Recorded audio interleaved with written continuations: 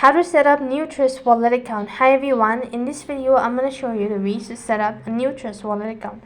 So in order to set up a new Trust Wallet account, you have to go ahead and install the application, and you could go ahead and open up the application, or you could go ahead and open up your Trust Wallet.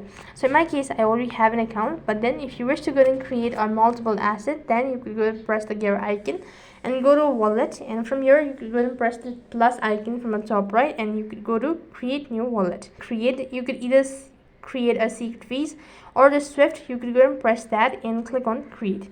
Next, you need to go ahead and click on backup manually or backup to Google Drive. Type in the backup name and click on continue. As you've done that, you'll be taken to the page where you have to select the email address, and then you need to go ahead and type in the password or create a password and click on set encryption password.